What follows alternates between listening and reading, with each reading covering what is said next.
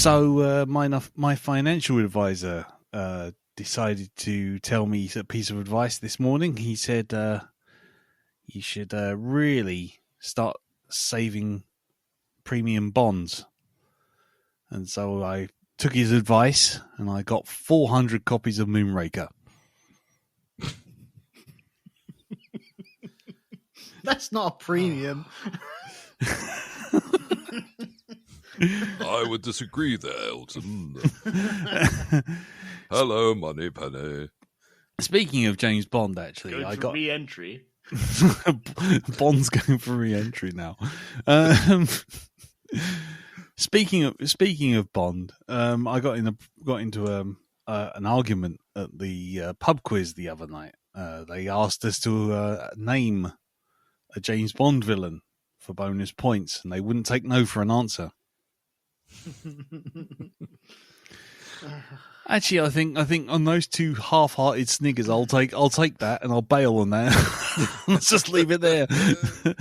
Hello, everyone, and welcome to the Black Dog version 220. I'm Lee. I'm Darren. And I am Elton. Yes, and you may notice the absence of a Mr. Jim. Well, that's because he has flu, and his mellifluous tones are diminished.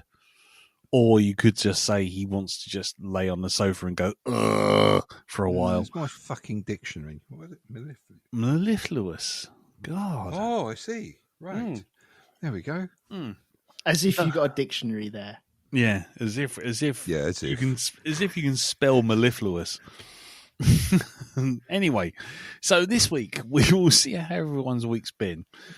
We will also do some feedback for the last voyage of the Demeter or Demeter, Defoot, whatever. Suffice to say, there's been a bit of feedback on this one, so really? yeah. We've had some business. So we'll be doing that, and if we have any time, we'll do some questions and answers with Asking for Trouble. And then after that, we will be on to our film of the week, which is this week, Elton.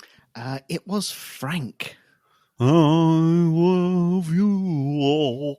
Yes, so we'll be doing Frank, the unofficial official biography of Frank Sidebottom. But before we get to that, let's see how everyone's week's been. And as I said before, Jim's not around this week, so we will move on to the next person along, which is you, Elton. How's it been, sir? 'Tis me, isn't it? 'Tis you. It's been all right. Mm-hmm. And going on from the marketplace problems that we had last week. Oh, yes. I purchased something with my birthday money. Okay. And yeah, I've now seen the other side of the happiness that you can get from Facebook Marketplace. Okay. I'm now in sad place. Oh, dear. Okay. Yes. So I splashed out on another guitar pedal. I couldn't help myself. It was 20 quid. And I thought, okay, cool. That's birthday money there. So got it home, all excited, like a child picking up GTA 3 for the very first time, running home, all excited on the bus, reading the back cover constantly, and getting there, and then finding out that the disc isn't there. You're like, oh, God damn it. Plug this thing in, and it's just going... And I didn't purchase a pedal. Did it say that on the box, though? No, it did not. How do they spell that exactly? I specifically did not want a pedal. Is that 3 R's or 4? I think it's a PH, a silent PH at the very beginning as well. Okay. Nice. So, but the problem is, I know where this guy lives now. Okay. So it's a dodgy thing that you sell something knowing that it's going to be dodgy. But I don't know. You know. Is it dodgy, though, or is it just one of these things where it's a loose connection or a bad wire or something? Are you missing something? No, I am not missing sound. No, I didn't mean about the pedal. I mean just in general, Alton. Are you missing something? No? What on earth? Okay. Am I missing something? Are you I missing am. something? I'm missing the In point. life. Definitely. Just general. Just thought I'd ask. No, I'm not missing something. Are you sure? Wow, Think this about is- it. I think I'm missing this joke, definitely. This is gone. Could you send it to me in a message, please? I yeah, maybe with pictures and a diagram. This is Okay, gone. I will. This has gone very esoteric very quickly. This That's is the sort really- of mood I'm in. Mm. I did Wow. watch this film today, okay? Okay. Are you gonna sit? Are you gonna squat down and shit like a chicken while playing the keyboard? No, I'm going to throw something from a distance and clock someone on the back of the head with it. That's what I'm going to do. Right. Anyway, yes. Anyway, back. Yes, Elton. So, yes, pedal. I now have the fun choice of what the hell do I do with this? How much did it cost you? Only 20. Okay. Is the aggro that you're about to put yourself through going back to this guy worth the 20 quid? Absolutely not. Then I take the loss and sell it onto Computer Exchange. No, I'm I'm there going any Go on, way you sorry. can just open it? Is there any way you can open it up and take a look, see if it's just a loose wire or something like that? I've had a look already, and there are no wires in this whatsoever. It's 2 or 3 PCBs. And Right. I'm like, okay. So what I might do, I might get a heat gun and just reflow it all and just see if that cures it, because it Oh. might just be like a dry joint on one of the solder joints. So Do the thing they did to fix the Xbox Red Ring of Death. I'll wrap it up in a towel. Wrap it up in a towel and stick it in the oven. That worked. I know it did. It's amazing. Well, I must have done it 20 times on mine, though. Yeah, I did at least twice on mine. I mean, the thing is, what's the worst? What's the worst that can happen? It can't ruin it, can it? A light fluffy pastry outside coating? I don't know. Just stick it in the oven like that. Don't forget to brush it with some milk. All right. Okay. Looks like lasagna. Yeah, give it an egg wash as you put it in. Comes out with a beautiful glaze on the top. Right. So Well, yeah, this weekend will be me opening this thing up and having a little look. Nice. Yeah, I will give it a reflow, or try to give it a reflow anyway. So, Okay. but oh god damn it, just Mm. But, Okay. yeah, that was my week. So yeah, fun and games. Okay. Well, fair enough. In which case, over to you then, Mr. B. How was how was week. yours? How was your week? Not really that busy at all, if I've got to be honest. No? Played a lot more Dead Island 2, which I've had an awful lot of fun with. Mm-hmm.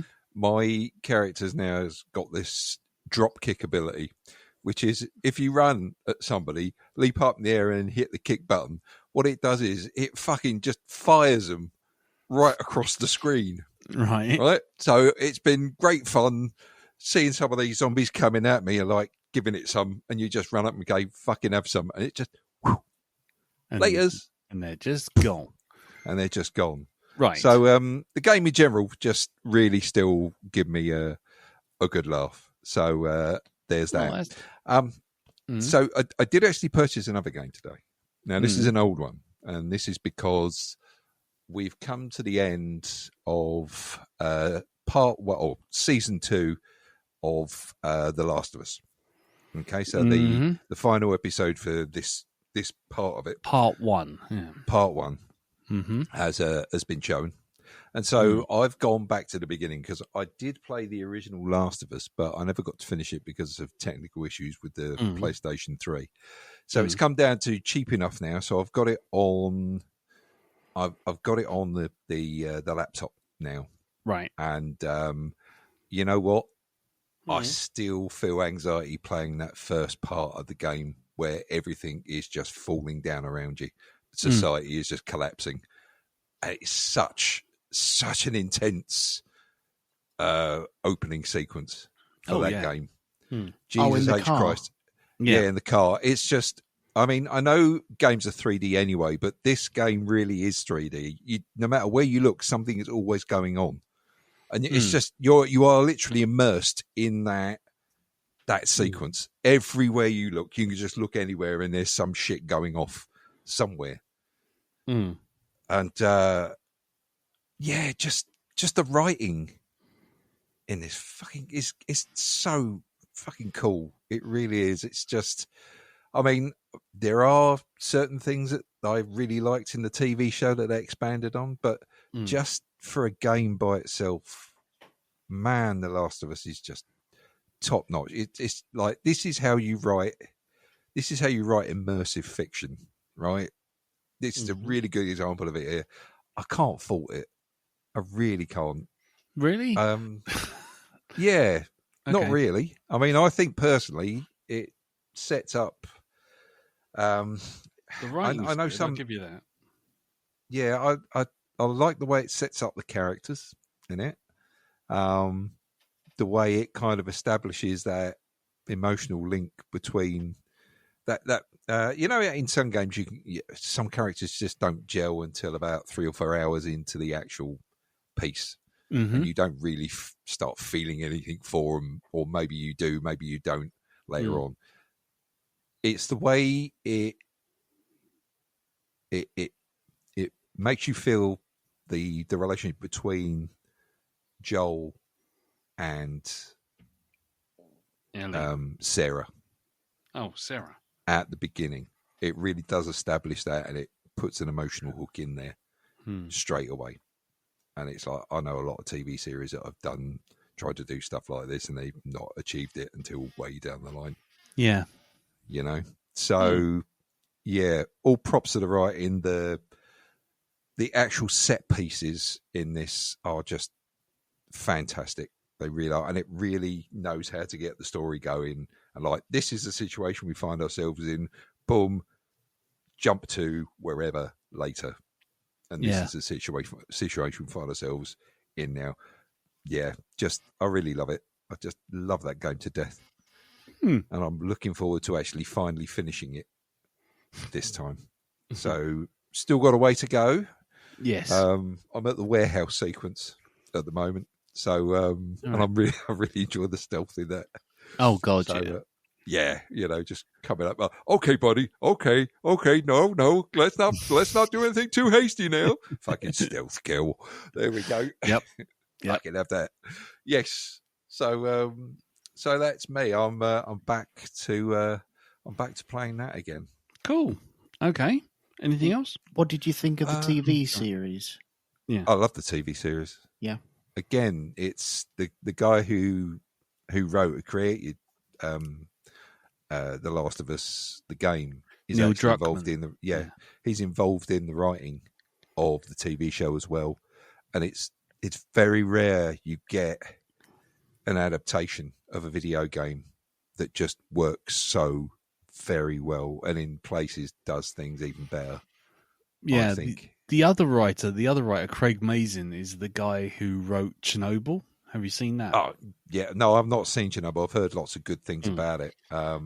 Yeah. But, the quality of writing on that show, it's the way, it's just the way it writes its characters, the way it deals with situations. And, after watching the last episode of it, my God, is all I'm going to say. It's like, why would you do that? Why would you put these things in front of us like this?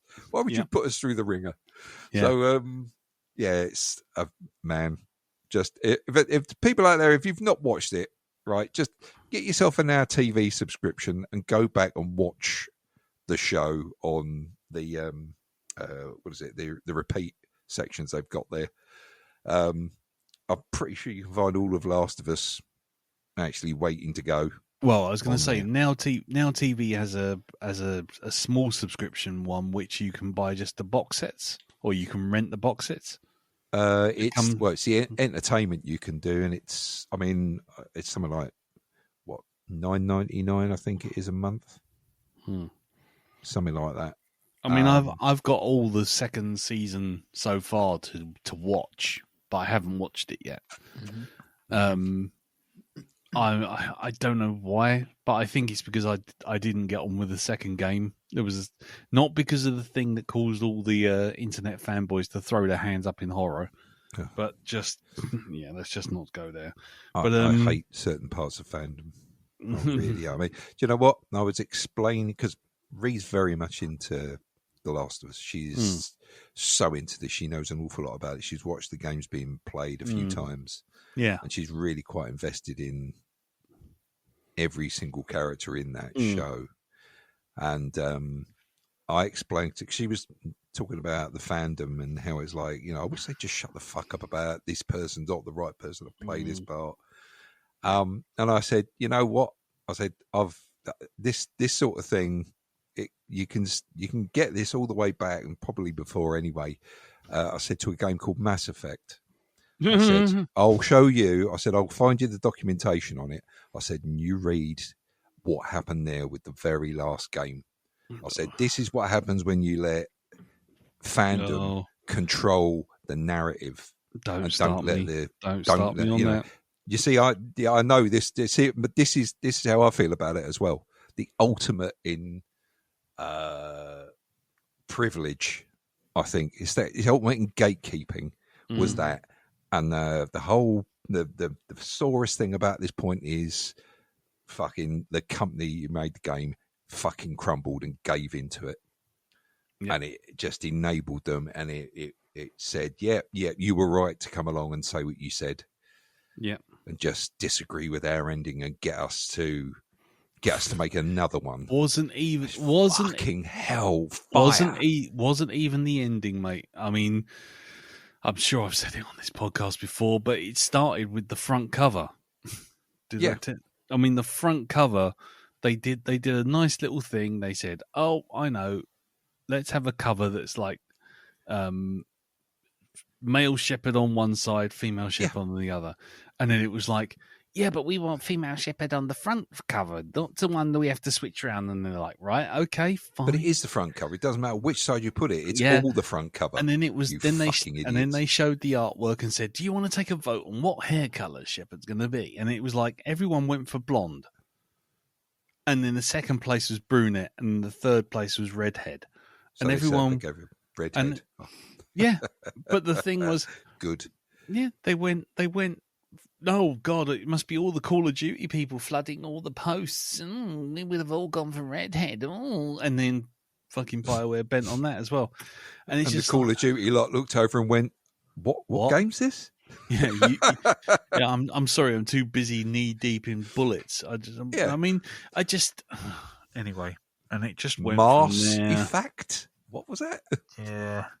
Yeah, Arse Effect. Anyway, doesn't matter. Let's not go over that again. Even 13 years later, and I still want to punch someone in the mouth for that. But anyway, go on. Yeah.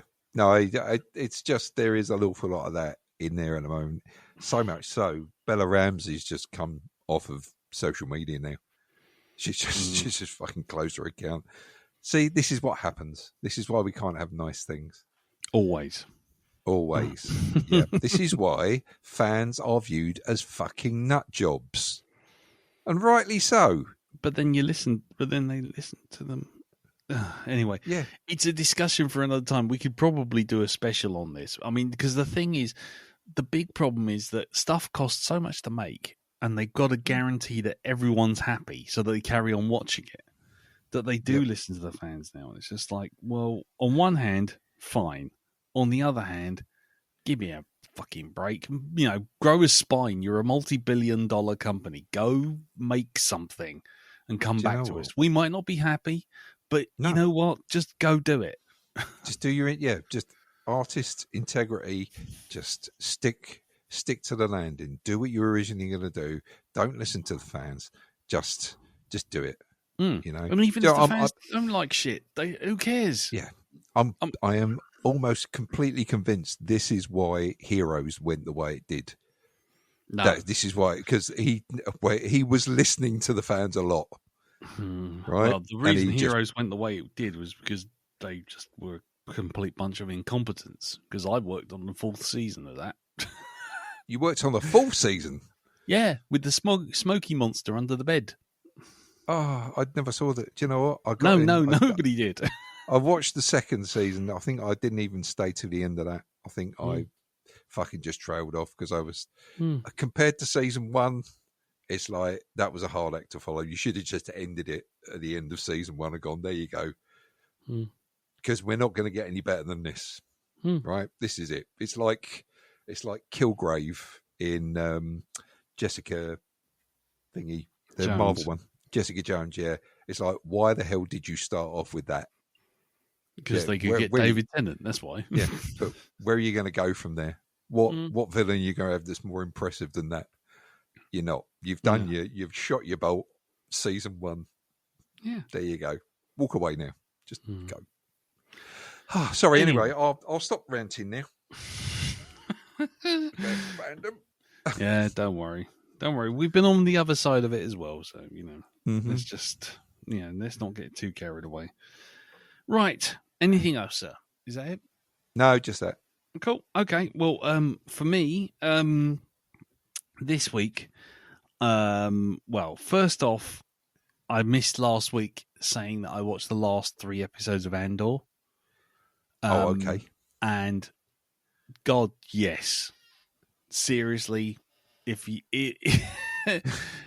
there's a series which deserves you to look at it and go, forget everything you've said before about everything you've said before in this franchise, just go and treat it as its own thing.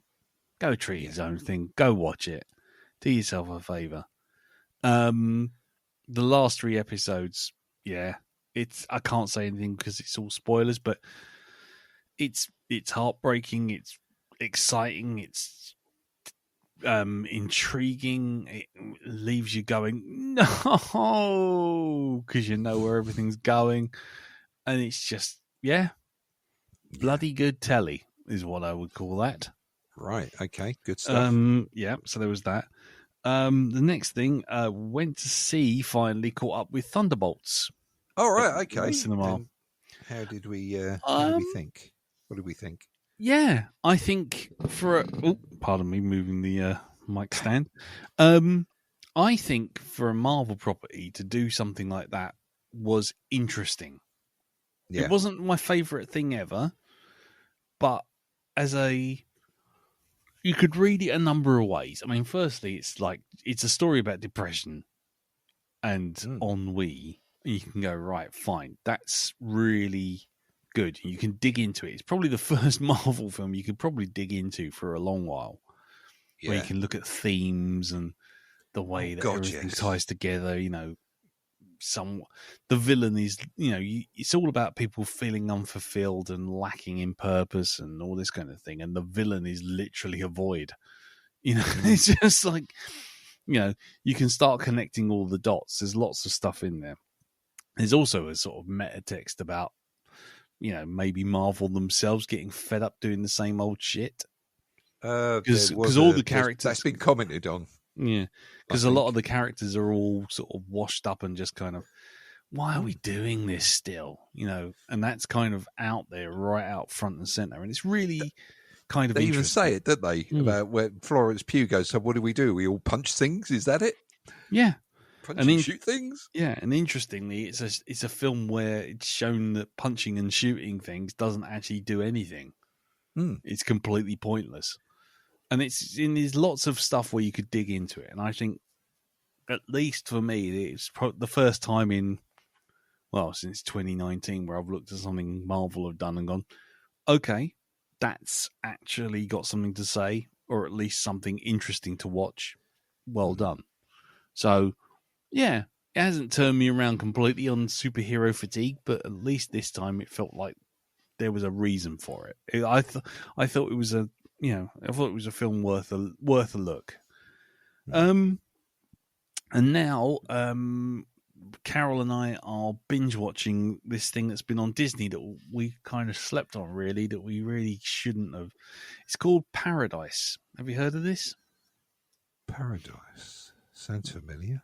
There was a big push for it when it first came out on Disney Plus, and essentially, how can I put this without doing too many spoilers? Because it's not really a spoil. Well, there is an almighty spoiler, but it's in the first episode, and it kind of recontextualizes everything. But to give you the general gist, you follow this guy who's the president's main security guard, main security detail, senior agent on the scene.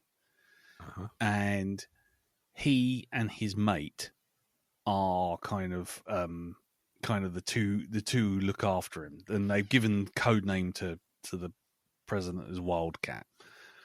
And the president is a complete and utter douche canoe. He's a complete knob. I mean, He is absolutely privileged white dude. Can't really, doesn't really need to be in the job. Doesn't take anything seriously. And he's sort of, and this is not a spoiler because it's quite early on in the very first episode. And one of the agents he's knocking off behind his wife's back. Oh, right. And then he's murdered. And the senior agent, Xavier is his name, comes in, looks around, sees the dead body, calls his mate and says, "We got 30 minutes before we have to call this in." And they're kind of running around the place and find that something in the house is missing. Some tablet.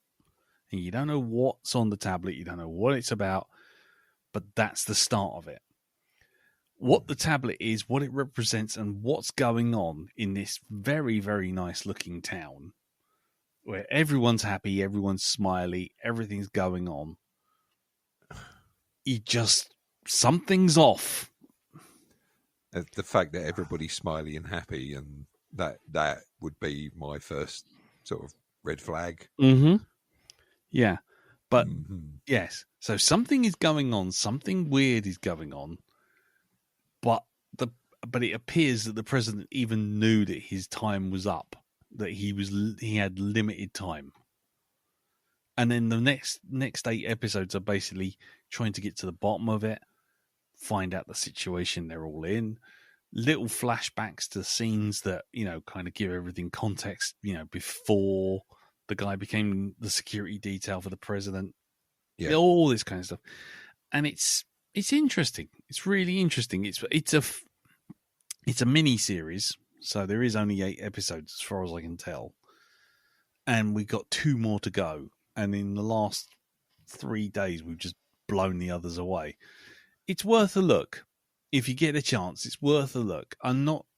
There's a couple of bits for me that are a bit tenuous, but overall, yes, it's kind of interesting. There's an interesting, juicy conspiracy theory at the heart of it all. That's all I'll say. What was that called? Paradise. Paradise. It stars James Masters, who played Cyclops in the X-Men movies. He's the president, and God, what's his name? The main dude. Paradise. Man looks up thing on the internet. Sterling K. Brown is the main guy playing. Yes. Yeah. They keep using him in adverts for whichever streaming service. For Disney Plus. Yeah. That's the one, Yeah, because it's one of their sort of made for the streaming service kind of shows. It's, like I say, it's interesting. There's lots of interesting characters, all with their own little agendas, and something else is going on in the background, and someone else is running the show. You don't quite know what their deal is. Okay. It's worth a look. I can't really... There's one almighty thing that if it gets spoilt for you, it'll just throw the whole... You just won't be bothered. But if you learn it the way you're supposed to, just by watching it, then everything starts to become a mystery within a mystery within a mystery. It's really good. Well worth a look. Okay. So yeah, take a look at that. I would recommend it. So very well do. We've got. What's it on? Is it on? It's on Disney, isn't it? Yeah, it's on Disney Plus. Don't even look at the genre either, because the genre gives you a bit of a nod as well. Okay. So it's just a thriller. That's all you got to look at it as. Political thriller. Get in there, watch it, see how you go. Okay. Okay. Right, that's on the list. Cool. And that's it for me. Apart from went out to the pub, didn't we, Dal? Oh yes, we did. Yes, we did go out to the pub. We did go out to the pub. Yes, we did then go out to the pub. Yes, yes, we went out to the pub. To say adios to Mr. Colin Jacob, who is going off to live and work as a fire engineer in Dubai. Yes, I mean he may be back in 6 months. Depends on how he's. Depends on how the initial period goes. But I mean, let's be honest. If you're a fire engineer, being on one of the hottest places on earth, it might mean you've got quite a lot of work on. I think so. That's all I'm going to say. Yes. So anyway, wish him luck. So it's all good, and we'll see. It's all good. Good luck to him. Right. Okay. Well, that's that. Like I say, Jim's not around, so he's off ill. We wish him the best, and hopefully he'll be back next week. But let's do some feedback. We've got quite a bit of it, so I won't run a jingle on nothing. So anyway, we did last week. We did the last voyage of the Demeter, or Foot, or Demeter, or whatever you want to call it. Right. So, first off, we have Jack Woodgate, who says, spoiler warning for the ending. Sit down, mate. You're not in a sequel. Right? Okay. Next up, Anthony James says, I saw this a few months back. I always viewed it as a story that didn't need telling. But then when I did watch it, I actually quite enjoyed it. It's nothing groundbreaking or original, though. And I did watch it off the back of Shadow in the Clouds. So maybe I just need to reevaluate things. Shadow in the Clouds is bloody awful. Right. It's about a gremlin attacking an airplane in World War II. Oh, I've heard of that. I've got, the girl, Chloe Grace Moretz. Yeah, that's it. Yeah. All right. Then we get, now buckle up for this one. We have Robert Valentine, Robert Taylor. He came in and he writes, oh boy, you've set me off. I'd been charting this film's journey through development hell for years, and I've been really keen to see it. It's a terrific idea. There's even a 90-minute radio play from 2008 based on the same 4 pages of Dracula. But the filmmakers totally fumbled it. My first gripe is that the events of the film don't match the captain's log in the novel, which would be fine if there'd been a good in-story reason for the captain not to mention Clemence or Anna. That would have been the disciplined approach, but we're not getting that. The big giveaway that this was made by a bunch of hacks who never really read Stoker is that the vampire in Dracula can survive in daylight, and Carfax, Dracula's new home, which gets a passing mention, is only an abbey in the other Dracula movies. Count Dracula, in the books, has loads of weird powers, abilities and rituals, and he could, nay should, have been as otherworldly, terrifying as the being as the alien in Alien. They wasted the perfect opportunity to do the world a book accurate Dracula as glimpsed at his most monstrous. Next up, it's also a film that made people who have no interest in researching or understanding the wider world of their story, such as how they actually sail a sailboat. The crew sit around in the galley as if they're on board the Nostromo, but the Nostromo had engines and a co-pilot, while the Demeter actually needed to be sailed. It's one of the reasons why Alien feels like it exists as a thought through reality, and this film feels empty and fake and dumb. On top of that, the tone is all over the shop. Why is there an annoying cabin boy in this? What demographic is he appealing to? Actually, don't answer that. Ultimately, I suspect this is a horror movie made by someone who doesn't actually like or understand horror movies and would rather be making a seafaring adventure film that just happens to have a vampire in it. It's got half a dozen jump scares that don't scare, when it should be capitalizing on the creeping dread and terror of the situation. This is a film that reminds you how brilliantly constructed Alien, The Thing, and Predator truly are, because this bloody well isn't. So, there you go. Tell us what you really think. I'll put you down in the yes section. On the subject of the autopilot, the Nostromo had Mother, whereas the Demeter had a rope, and that's what they used. Yeah, because the wind wouldn't blow you, of course. That rope's going to hold you steady. Yep, 100%. That holds you on rails. That does. Yeah. The Nostromo had Lambert the navigator, Kane the main pilot, and Mother, but the Demeter had rope. Well done. Right, okay. Next up, we have Rob Lamont, Halo Man Lamont. He said this film was an episode of Tales from the Crypt or any other programming like it, stretched out from 25 or 45 minutes runtime to feature length, which it suffered from. As you guys said, it blows its narrative. As you guys said, it blows its narrative was both at the beginning and the end with the title. Once you know that what the ship is called, who's on board, you know everyone, or almost everyone, is fucked and the bad guys are going to win, therefore leaving no suspense. The way I would fix this movie would be to edit down this to episode length while also cutting the info dump at the beginning.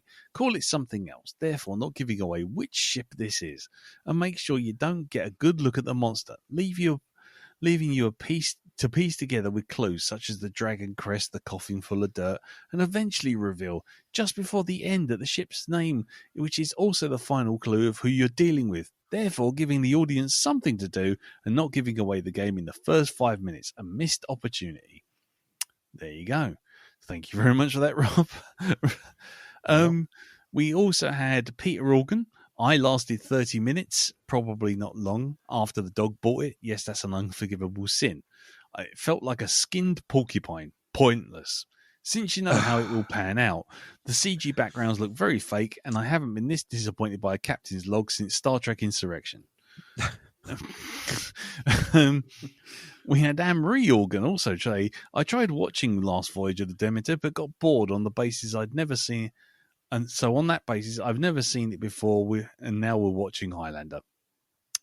While Adrian Saunders, Mighty Zim, said The Last Voyage of the Demeter is beautifully shot. It has great sets, but it lacks, forgive the pun, bite.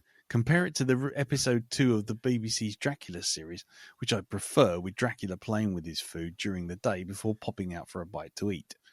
Yes, I haven't seen that one, but yeah. And then we have Sean Gleason, who, not talking about the Demeter, says, we sympathise. This is Sean Gleason. He says we sympathise. We sympathise with Elton on the Facebook Marketplace. Woe, a portion of our regular income is from selling auction finds on there. Last year, my wife had posted a mobility scooter we acquired. One of the messengers offered more money for some saucy pics in return. It was some 19-year-old with a McDonald's job. My wife sent screen captures to his grandmother that we found on his friends list. So that was different. Dal? Yep. Sorry, it cut out there for a minute. Sorry, yes. Just to recap. They were asked for some saucy pics. Nice. Okay. And they found out it was a 19-year-old with a McDonald's job. So my wife sent screen captures of his request to his grandmother that we found on his friends list. Jesus Christ. Nice. Oh, bless his nan was his friend on Facebook. Well, that tells you, doesn't it? That tells you everything. Yeah, so there you go. Not very much love for the Last Voyage of the Demeter, to be honest. No, God bless you. God bless you, blimey. Well, anyway, let's just have a look, see what the time is. Yeah. Okay. We got. I'm trying to see which. Trying to see if we got any questions worth asking. No, we are. I think we're. We're in the clear. We can do this. We can do this. Hold on.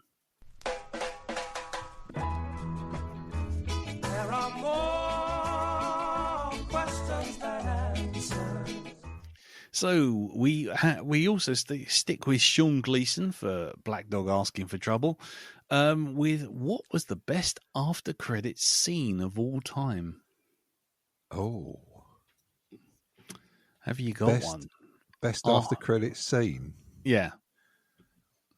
I think I don't know if I've got an absolute favourite, but one of my favourites was a funny thing happened on the way to Thor's hammer. Right. That one. That's it's the Is one that with after credits, because that's a complete standalone. Oh no, because they I'm pretty sure they played it. No, the Thor's hammer thing was just Ancient Coulson going, "We found something," and right. You just see a crater with the Thor's hammer right in the middle of it. Okay, we're talking post-credit sequence. And I suppose it has to be the very first time Nick Fury showed up in a the whole post Iron Man. Oh, I'm here to talk about the Avengers Initiative. You know, I'm here to talk about your subway order. Yeah, that sort of thing. Okay. Because it was the first time that had been done, and it was such a big. It's coming together, guys. You know, this is everything you've been waiting for. We're going to do. Things are about to go fucking mental. Things are about to get fucky. Yep, indeed. Okay, right. So you got the end of Iron Man. Elton, what about you? I have one, yes. Go on. I found this one out completely by accident. And this was before the internet. It was just because I left the VHS running. Yeah. And it was just scrolling through the credits, and it got to the end of the credits. And the film is Aliens. Oh, right. Okay, go on. Now, it's not a sequence per se, but it's the best one I can think of. And it's just the last bit of the credits rolls up off the screen, and then all you hear is either an egg being laid or an egg cracking. Yes. And I was sat there going, oh my God, I found something. Because nobody had told me. It's like finding one of them, kids won't know it nowadays, but secret songs at the end of the CDs. Yeah, when you go backwards to track 0 or something. Either go back to track 0 or you fall asleep and then it wakes you up. Yeah. 15 minutes later after the last song. Sometimes needing a brand new pair of trousers afterwards as well, depending on when you hear it. Like if it's really late at night and you're just not concentrating, and then you hear a noise, you're like, "What the fuck is that?" And you're like, "What the fuck?" Funny enough, the supernatural is real. I did that with War of the Worlds. Yes, you did. I fell asleep with listening to it. It was on vinyl. It was the first time I'd ever listened to it. And I was listening to it, and I nodded off, and the music stopped playing, and then I sort of nodded off, and I was half asleep. Beep. And you know when you kind of you get that whole thing of the and the thing is, my brain didn't make the connection that the bloody the vinyl was still playing, because what happens is whenever my player used to hit the end, it used to switch back to radio. So I was thinking this was the radio. And so I'm half asleep listening to wee wow while bloody NASA are going, "What's that? Houston, are you there? You there? What?" Everyone's disappearing around the world. And then the fucking car headlamps came straight through the window, like lit up the whole room. And it was just like, what on earth is going on? I shat my keks. I really did. Yep. Oh, man. Yeah. Oh, do you know what? Where that's concerned, right? If you ever played the War of the Worlds strategy game and get brought out on the PC. You could choose to play either the Earth guys or Martians, right? And at the end of the Earth game, they had the original soundbite you heard there. But then, if you played as the Martians and you won, they showed the thing from the other side. So it's like these Martians going about their business, and then they suddenly notice something's not quite right. And what is this? What is that thing coming over the hill towards us? So that was on now. I've still got it here actually. Nice. Still got it here. It's a really good game if you can get it working. Yeah, okay, fair enough. I might have a look at that. To answer Sean's question though, my favourite after credit sequence, again, like you, Elton, I discovered it purely by accident. They're the best ones, though. They're the best ones. Was Airplane. Because in it, if you're watching Airplane, you're watching all the credits, and occasionally, like, the credit will actually have something like "Hey diddle diddle ... cat on the fiddle" or something like that in the credits, and there'll be all that kind of stuff going on. Anyway, it gets right to the very end, and I'm sort of sitting avidly laughing at these credits, these stupid credits, and it gets right to the very end, and it cuts back to the airport that they left at the very beginning, and there's the taxi that the bloke left him, didn't he? Left him sitting in the taxi. Was it Stryker gets out of the his cab that he's driving, just fucks off? Yeah, exactly. Just gets off, fucks off, and he's got the meter still running, and the bloke's sitting there, and he goes, "I'll give him another 5 minutes." Yeah, but he's not getting a tip. No, that's was it High Anxiety, isn't it? With the get my paper, right? And it does. It keeps walking past the Mel Brooks keeps walking past the bellhop. Can you remember my paper? I remember your paper, yes, sir. And then 5 minutes later, bellboy, my paper, yes, yeah, I get your paper. And then finally, it gets to the point where you're, after like 6 or 7 times of this, Mel Brooks is in the shower, and it's done like Psycho, and you suddenly see this shadow come up on the curtain. On the shadow curtain, and then all of a sudden he pulls the thing back.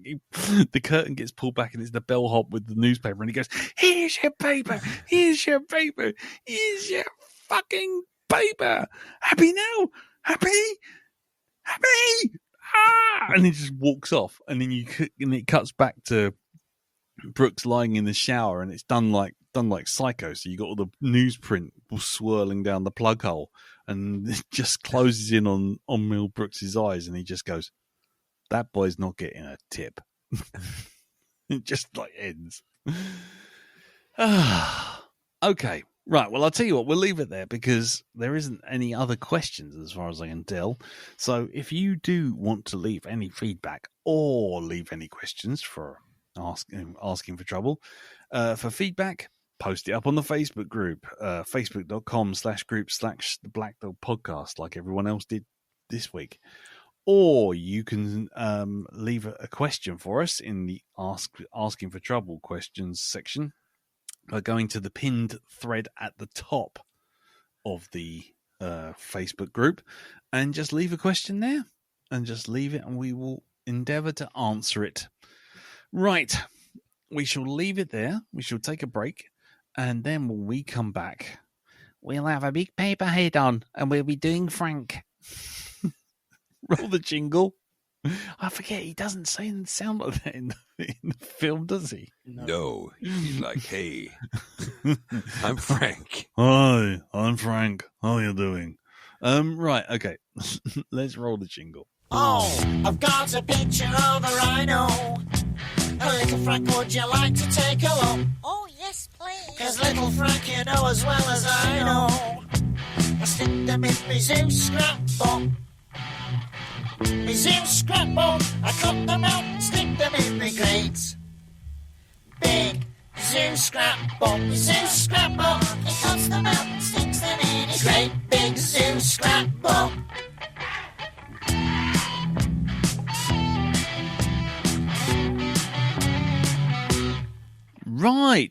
So, Frank is the 2014 black comedy film directed by Lenny Abramson from a screenplay by John Ronson and Peter Storgan, and stars Michael Fassbender, Domhnall Gleeson, that bloke from Star Wars, I think. I don't know which episode, though. Would that be episode? No, steady. No. Maggie Gyllenhaal, Scoot McNairy, and Francois Civil. The film premiered 2014 Sundance Film Festival, and was released theatrically in Ireland and United Kingdom on the 9th of May. So it's actually just over a decade old. Oh, wow. Okay. There you go. So it had a budget. Well, I've got to do what it's about, isn't it? The plot just follows a writer. Actually, the plot's not even listed out here, so I'm going to make my best shot at it. The plot follows a writer, played by Domhnall Gleeson, who decides that he wants to make music, and he, through a series of random circumstances, ends up with a keyboard player for this avant-garde band, led by Frank, the enigmatic man with a big paper mache head. The story takes place over a couple of months, it takes place over a year, as they slowly become more and more successful because John's posting their stuff online, leading to a gig at South by Southwest, which doesn't necessarily go well. Right, so, yes, the film had a budget of $1 million. How much do you think it made at the box office, Elton? One bendy straw, a small dolphin toy, and a little tuft of carpet. Okay. Darren, what did you think? I think it made one Viking burial and a safe word. Chinchilla! Chinchilla! Chinchilla! Chinchilla! Chinchilla! Oh, well, actually, you see, you're all wrong. It actually made one tin of Milo. Hold on, this isn't Milo. Oh, shit. I picked up the wrong one. Anyway, so there you go. Right, so what we'll do is we'll go around the table. There's only the three of us. Elton, you picked this, so you are going last. Yep.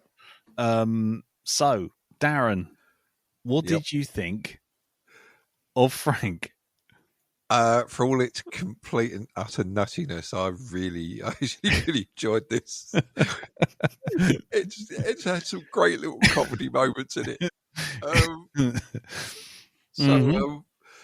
So yeah, I don't know what it is about films that are made by Film 4.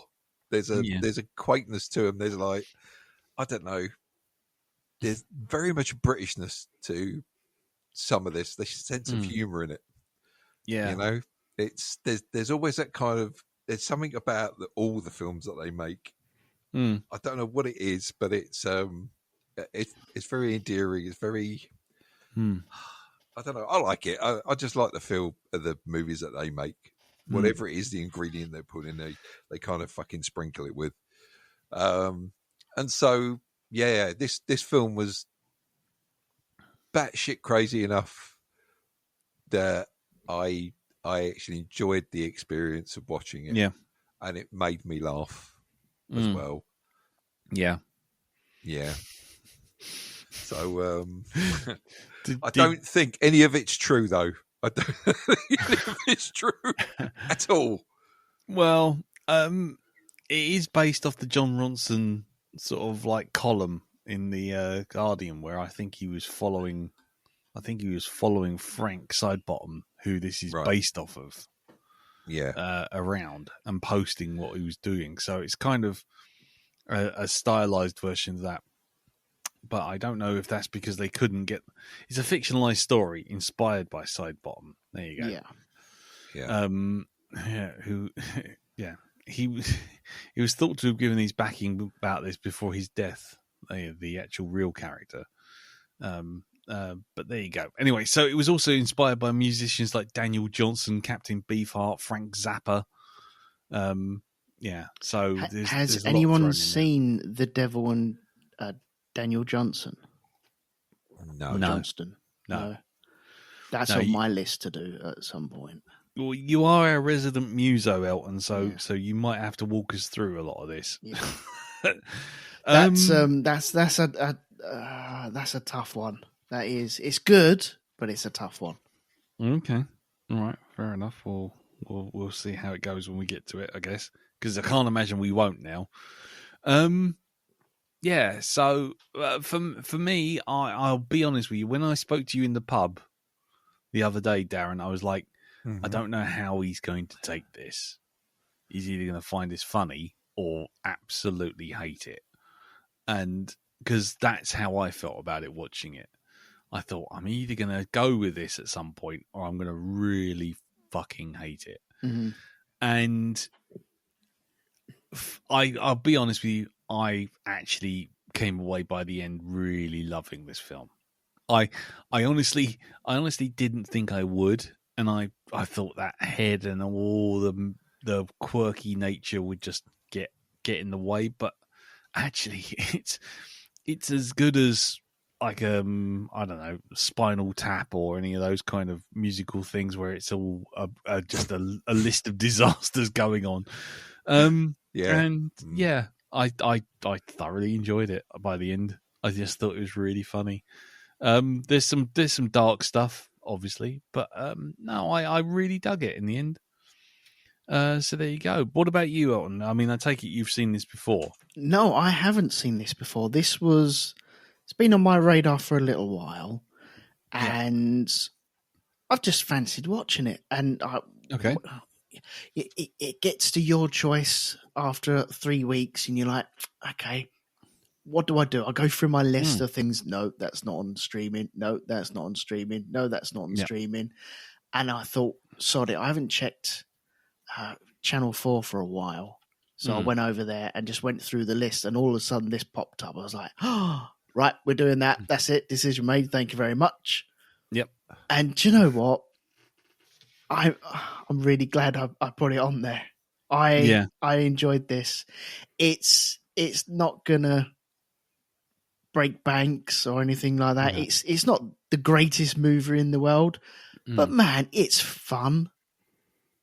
It's lighthearted. Yeah, there's some dark moments in it, but it's quirky. The humor throughout, I thought, the best way I could describe it, because it's simple but not obvious, and I think that makes a difference. If it's simple and obvious, it becomes a bit crap because you've seen it all before and you know exactly where that's going to go. And if it's too obscure, then you're like, trying to work it out. Is it funny? Am I trying to laugh at this? I don't know. But this is just, it's cute. And I think it does it really well. Smiley face, by the way. Contented grin. Wry nodding.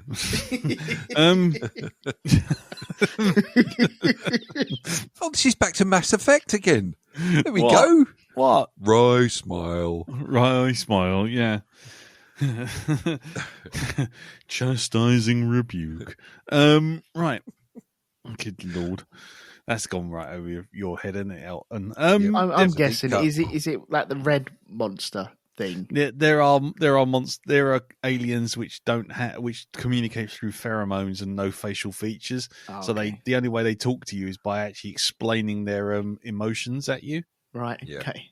So they say the words, but they have to tell you the thing beforehand. Yep. It's like, pleased greeting. It is good to see you. Sort of thing. It's very weird.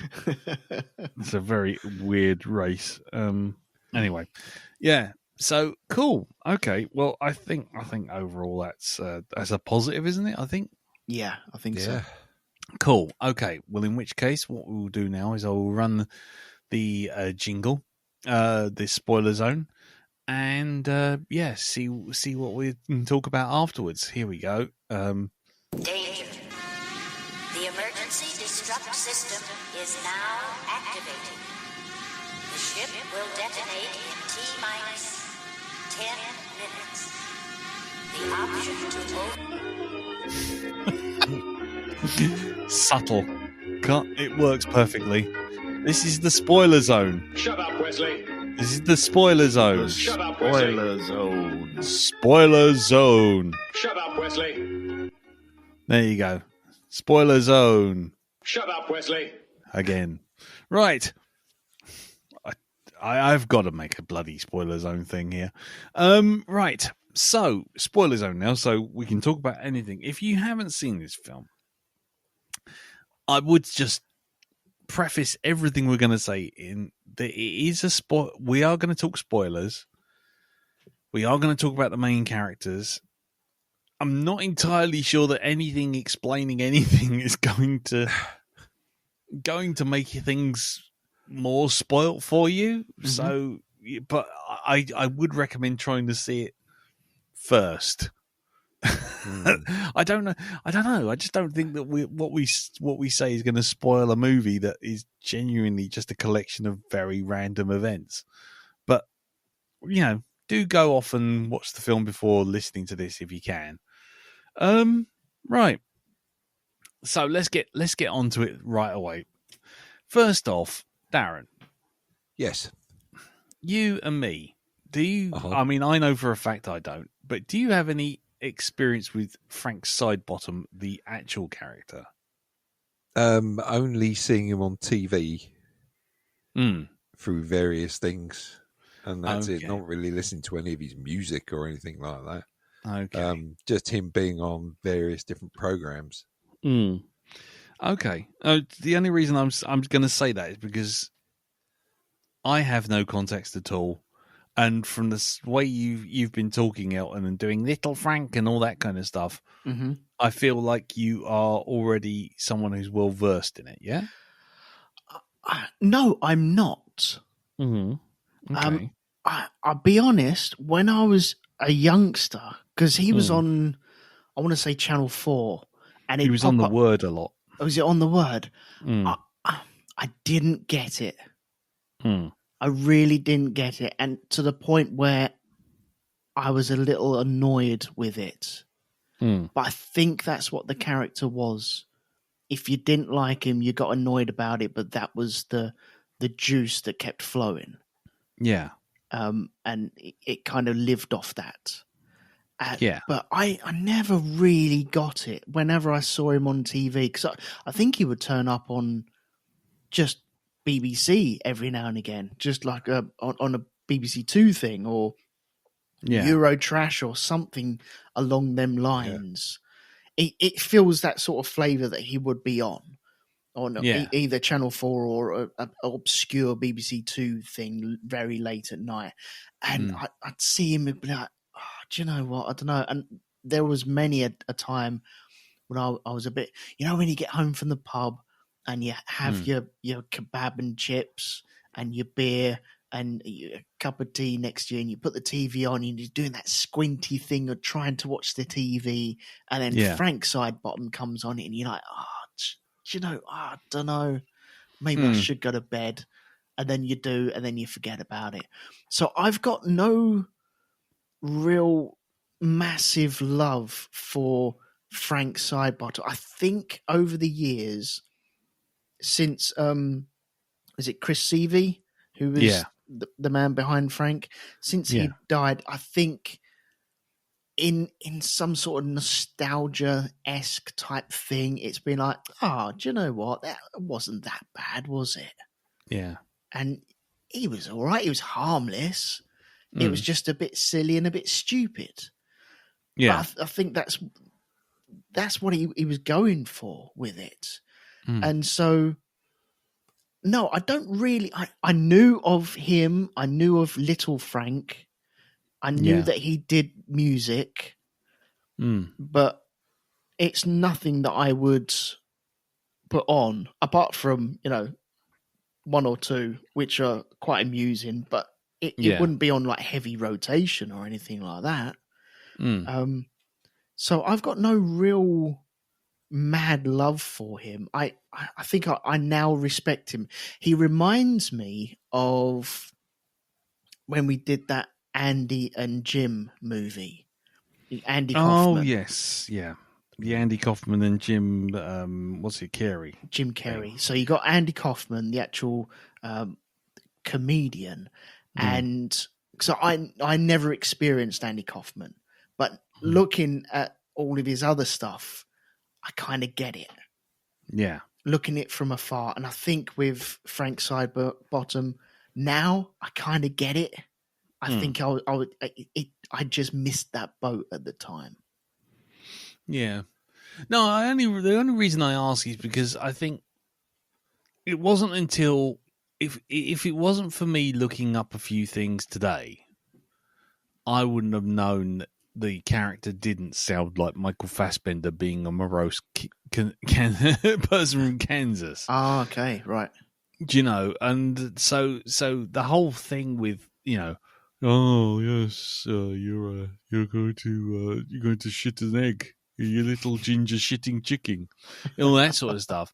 I thought, okay, that's I can see where that character's coming from now. He's kind of got but then when I sort of looked at him up on YouTube and he speaks all like this, hello.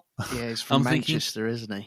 The fuck is this? And so I kind of was wondering whether or not there was anything in the film which had any real relation to the character. So, you know, to the person it's supposed to be. I'm not sure. I think it's just based off the physical appearance of Frank Sidebottom. Yeah, I think so too. I don't think As a character as well. Okay. Fair enough. I think it's you have this person who has created an alter ego and strapped a massive paper mache head on his head. Yeah. And that is his new character. And this film is kind of based off a person that would do that. Yeah. Not the actual person itself, though. No. Okay. No, that's cool. I was more trying to just get a sense of, you know, where we were with it, because I might be saying stuff later and, you know, talking about it as if he's a real character and it's all coming out the back of my head because it's not real. Right. It's not nowhere near relation to the main character. I mean, first off, what do we think of old Domhnall Gleeson, the character? I mean, is this film really about him and his journey through a very mad little world? Or is it really about Frank? I mean, because at one point I'm thinking everyone's talking about Frank, but Frank doesn't actually do pretty much anything in this film to tell you that he's actually particularly talented. You just kind of you see him in montages and, you know, his sound's knocked back and you don't really get to see him other than just like, oh, it's the papier-mâché head. It's like, I was just wondering what you guys thought, whether or not it was actually Domhnall Gleeson's story or Frank's. Well, I think it's John's story, definitely. But when John is not involved in the story, I think it flows a bit better. Yeah. Or when it backs off from him a little bit. And it becomes about the band itself and everyone involved in there. And, you know, there's so many little scenes in that where the band are getting together, and it is humorous all the way through. But I think it is his story, but it flows much better when it steps back from him ever so slightly. Hashtag they've still kept my fucking nest egg. Because when it goes with him and they're at the gig at South by Southwest and it's just him and Frank on stage. Yeah. Because that is his moment. And we see the collapse of absolutely everything. And you're like, oh, do you know what? No, I don't like this.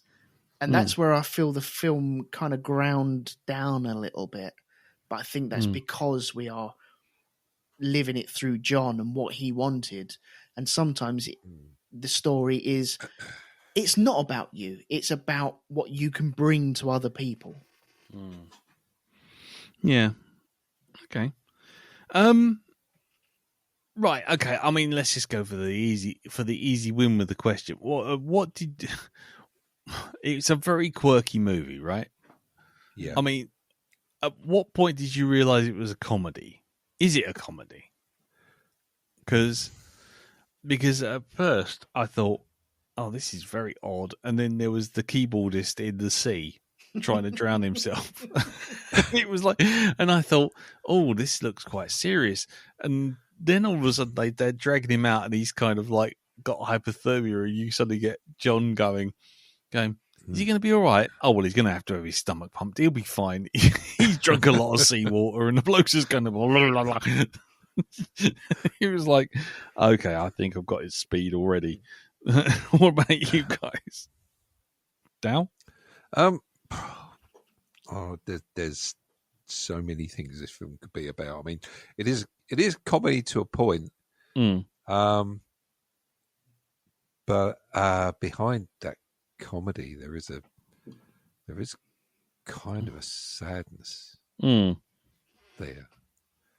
It's the whole thing of you've got this, you got Scoot Neary going on about how he's the most sane man that I've ever met, and it's like, well, that's not really saying much.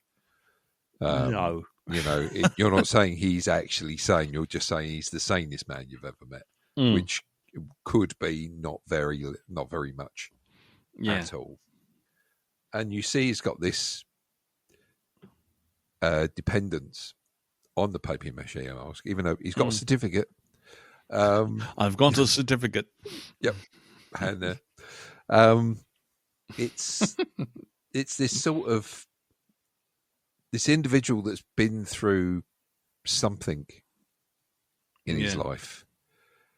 I mean, Syd Barrett got a mention in it.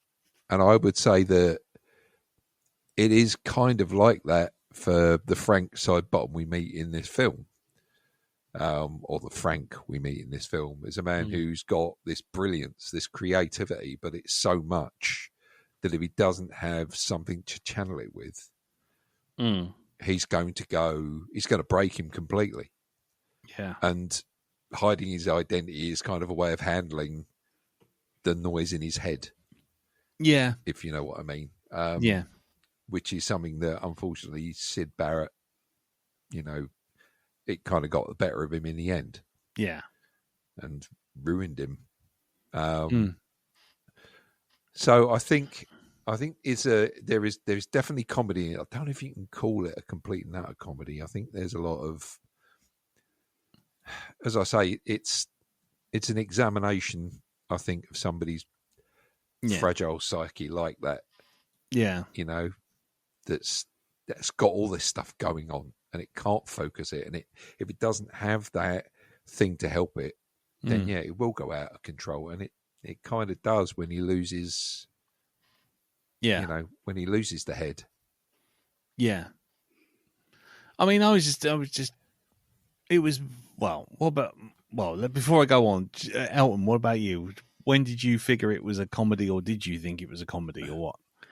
I did think it was a comedy, yes. It is a dark comedy, definitely. But I would put it in the comedy genre, definitely. I think it was straight away, really. With him trying to... John trying to write songs about stuff and not being able to write songs. Stood on the beach with a pen and pad, ready to write something, because that's how everyone writes songs. Just right, here it comes. It's gonna come out of my fingers in any time soon. And then fucking madness. seeing a woman in a red jacket and then a blue jacket and trying to put all that together and struggling with that, and that had comedy tones. But you're right, with the bassist trying to drown himself in the water, and you peer over the gurney, and his eyes is like, oh Christ. Right, I know exactly where we are now. So yeah, Yep. I would put it down as like a dark comedy. Okay, Yeah. that's cool. Yeah, it was just more just because I think I got the speed with the response to the guy trying to drown himself. But the moment I think once we got to the was it the cabin, and he does that, and they do that thing where the money's run out, and these people have come into these people are holiday makers. They expect to be in this place, and you think, oh, right, okay, this has gone a bit serious now. And then 5 minutes later, Frank's taking the wife down to the beach and she's spinning her around and the music's all playing lovely and everyone's just looking and they're like, oh, this is the best experience of my life. And then she just drives off and it's like, brilliant. And then they all just walk in and close the door. I love the fact that he's whispering, right? It's like, they've come here and they're going on holiday and they've turned up. And then the camera flips and they're standing 2 foot to his left, you know? Yeah. And they don't understand a word of English either. Exactly. What are you saying? Who are these people? Why are you in a holiday home? Yeah. Followed by Frank immediately leaping into perfect Swedish or Danish, when it's just like, what? Yeah, excuse me, I'm bitter or something like that, and he's just like, what on earth? I mean, excuse me. I mean, do you think that kind of that? Wow. Do you think it's trying to portray mental illness as some kind of magic power? Because on the one hand, it's seen as like he's doing that thing which Rain Man does. You know, it's sort of like he's got some problems. He's got some mental issues, psychological issues that need to be dealt with clearly. But everyone's but he can only be this magical, producer of fantastic music and everything by being as mad as a badger's box. I mean, it's just like, do you know what? Where that whole thing about mental illness being a superpower is concerned, there's an autistic comedian called Fern Brady who did a little thing about that. She said, can you imagine it if you had Superman come along and his superpower was to stare you in the eye without blinking for 3/4 of an hour while he talks about 70s poet Cynthia Blath in your face? He said, yeah, that's the superpower. Yeah, of course it is. Yeah. So, I don't know. It depends on your point of view there. I think it's a 50-50. Some people do see it as that and some people quite clearly don't, you know? So, is it a superpower? I know, but it's the only reason I'm saying it. I'm not trying to be insensitive to anyone with psychological issues, but it does seem to be that sort of thing. It's like 1 minute you're kind of like he's talking about people shitting like chickens, and then 5 seconds later he's making some magical song about a tuft of carpet, and then 5 more seconds later he's talking a bunch of local Danes out of their holiday home by playing innocent man child thing with the lady and spinning her around and pretending that she's an aeroplane. Go on, sorry, Elton. I think that's showing you what an inspiration Frank is for everyone there. It's a bunch of artists and they're trying to work out where they are, and his way of boot camping them, working their way through, doing all the like the bunny hop. The bunny hop had me fucking howling when he's like hop. Just crouched, or frog hop or whatever it was. Oh yeah, with the welly boots. Just genius. I love that so much. But I think him trying to unleash the inspiration within each other. You have like the bassist and the drummer that can't go anywhere without each other. They have to be together. And, a bassist and drummer kind of need to be together anyway and in sync with each other. And then you have Maggie Gyllenhaal's character, Clara, where she is so inspired by Frank, but gets jealous when John's there as well. You can see the jealousy, and don't touch my fucking vitamin. yeah.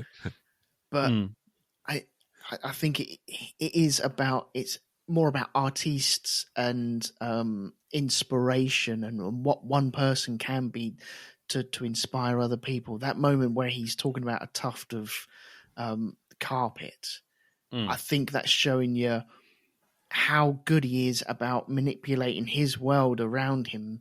And John just sat there going, shit, he just wrote a song about a tuft of carpet that was just there, and it was there in front of me, and I didn't do anything about it. And so I wouldn't say that there is a little mental illness in there, but I think a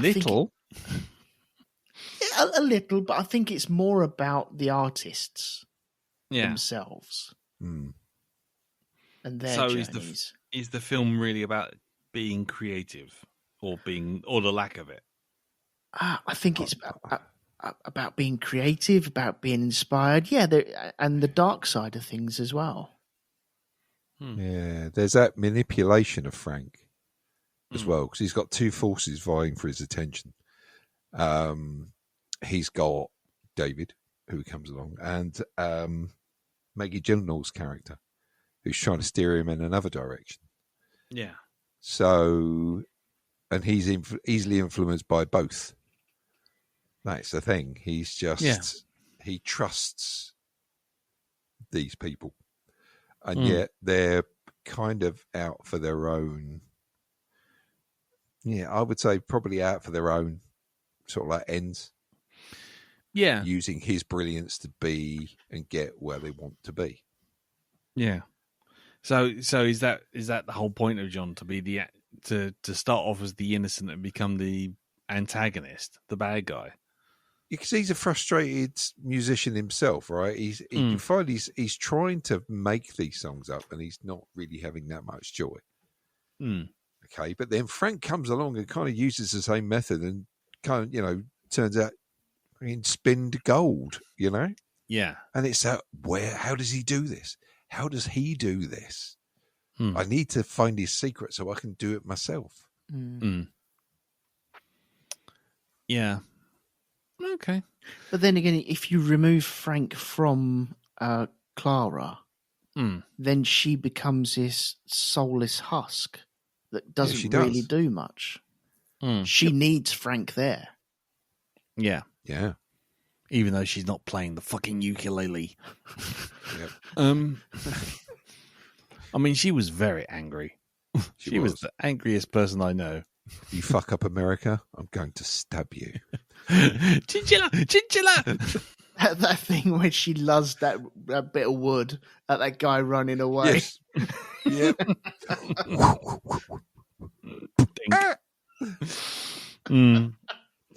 That was fucking brilliant. I love that. Yeah.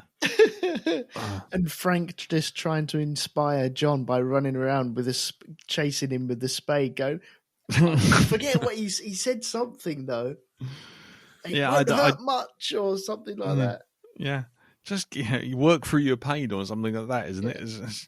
But yeah, I just love all of the pretentious narration, because that was the bit which was genuinely funny. All that stuff where he's going, we all have to work together, and we're finding our way in our creative process, and he's running backwards and forwards, and Gyllenhaal just stands up and just lamps him one right in the face, and then sits back down and then just lets him keep going. It's like, oh my God! I mean, yeah.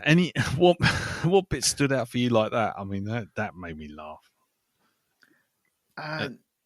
When they all stood around the microphone, when it's building up to recording the album or whatever they're recording, and he's just got that bendy straw, and he's just open it and closing it. Closing it. He's so inspirational. Yeah, I don't see how he manages to make these things work, and you just got him with the bendy straw going. It's like, fucking hell. I mean, was he a genius? Or was he just a nutter? I mean, pardon the phrasing, but here we go. Sorry, I'm worried about talking over everyone at the moment. Sorry. No, go ahead. I think that there is a little bit of genius there, but I think a lot of it is people coming around to seeing him for the way that he wants to be seen. Right. So it's Stockholm syndrome. You're in that room and you're like, this guy's off his rocker, isn't he? But you spend more and more time with it, and then you become attuned to what he's doing. Yeah. And then you're like, then you're understanding what he's doing. Now, is that genius because you're understanding what he's doing? Yeah. I'm not too sure if that is what, for those people in that room, yeah, that's genius, because they're like, oh, he's done it again. He's done something again. And they're like, wow, this is great. But come out of the bubble. It's the cult of personality, isn't it? It's that whole thing of when you get when you get boring people in the room who all come from essentially the same place. They've watched the same TV shows. They've listened to the same music. They've all been influenced by the same thing. One person coming in and being from an utterly alien perspective will seem like a complete genius. Mm-hmm. We had a couple of those. At Cartoon. You know, people who are just so random and out there that you just went, well, they're just the kind of madness that you just wouldn't, that they draws you to them, because everyone else around is exactly the same. Everyone else is just porridge.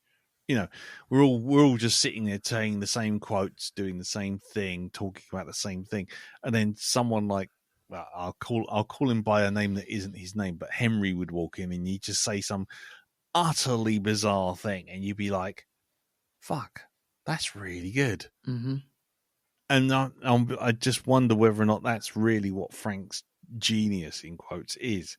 It's not really genius. It's just him being so different and so interesting by comparison to everyone else that it's like, oh, yeah, fine, brilliant. But if you stuck him out in the open, you'd be like, nah, actually, you're just nuts. Yeah, I've known people like that, where you meet them, and because they are such a different breed from yourself and what you're used to, you're like, wow, this is like a real breath of fresh air. This is great. Yeah.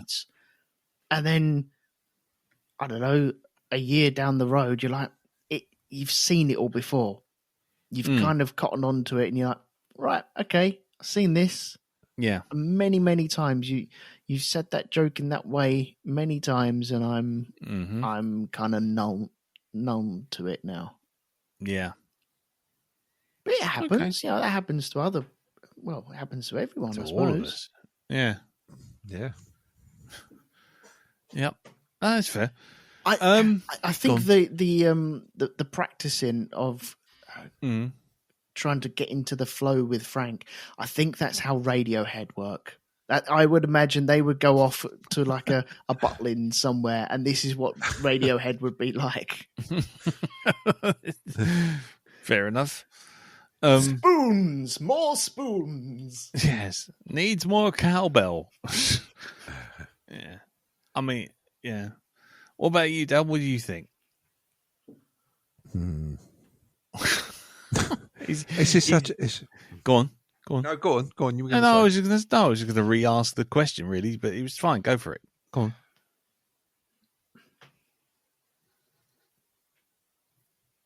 I don't know. I've got. There's so many different layers to this film. Mm-hmm. It's like I can't even decide whether it is a comedy or not. It's like, is it tragic? Is it a fucking comedy drama?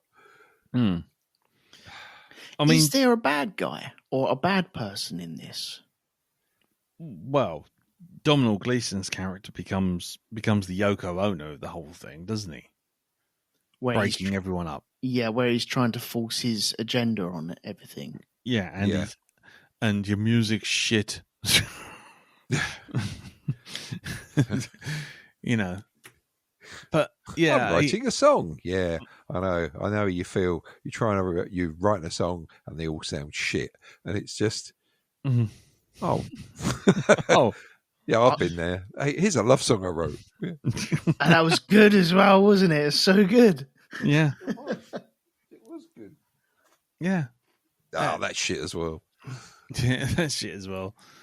I mean, the whole thing with the Scoot McNairy character, what was Dom, wasn't it? He's called, yeah, and ends up hanging from a tree with the head on, and it's like that's tragic. But the film doesn't let you go. Oh, isn't that tragic?